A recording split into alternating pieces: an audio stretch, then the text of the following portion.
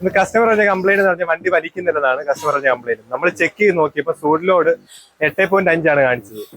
പക്ഷേ customer regenerate ചെയ്യാത്താണ് നമ്മുടെ issue. നമ്മളത് ആ പ്രോസസ്സിലേക്ക് കിടക്കാം. ബാറ്ററി ഓഫ് ചെയ്തിട്ട് ഓൺ ചെയ്തു. ചേട്ടൻ ഇപ്പൊ എന്നെ സംഭവിച്ചു കഴിഞ്ഞാൽ ചേട്ടൻ കറച്ച് റീജനറേഷൻ സമയത്ത് റീജനറേഷൻ കൊടുത്തില്ല. അതാണ് സൂഡ് ലോഡ് കയറിയത്. നേരത്തെ വാണിങ് തരും, ചേട്ടൻ അത് കറക്റ്റ് കണ്ടു കാണത്തില്ല. അത് നമ്മൾ റീജനറേഷൻ ഇട്ട് കഴിഞ്ഞാൽ ഒരു 45 മിനിറ്റ് റീജനറേഷൻ കണ്ടിന്യൂസ് 45 മിനിറ്റ് ഇടണം. നമ്മൾ സൂഡ് ലോഡ് മൊത്തം കത്തി തീർന്നു കഴിഞ്ഞാൽ വണ്ടി മൂവ് ചെയ്യാവുള്ളൂ. അതിൻ്റെ ഇടയ്ക്ക് കട്ടായി പോയി കാണും. അതുകൊണ്ടാണ് റീജനറേഷൻ കംപ്ലീറ്റ് സൈക്കിൾ കംപ്ലീറ്റ് ചെയ്യാൻ സ്റ്റാർട്ട് ചെയ്തു.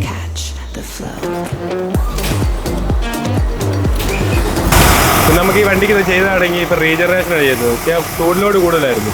ഈ ഡ്രൈവർ നേരത്തെ റീജനറേഷൻ ചെയ്തില്ല. വാണിങ് വണ്ടി തരും, പുള്ളി ഡ്രൈവർ റീജനറേഷൻ ചെയ്തില്ല. ഇപ്പം നമുക്ക് ചെയ്യാൻ വെച്ചാൽ പിന്നെ റീജനറേഷൻ വണ്ടി ചെയ്യാൻ നോർമൽ റീജനറേഷൻ ചെയ്യാൻ പറ്റത്തില്ല.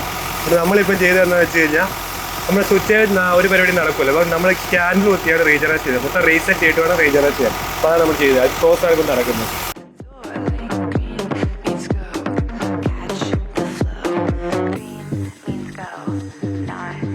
നമ്മളിപ്പം റീജനറേഷൻ ആണ് ചെയ്തത്. അതിന്റെ സ്റ്റെപ്പ് ബൈ സ്റ്റെപ്പ് ആയിട്ടുള്ള വീഡിയോ വേണ്ടത് കമന്റ് ചെയ്താൽ മതി.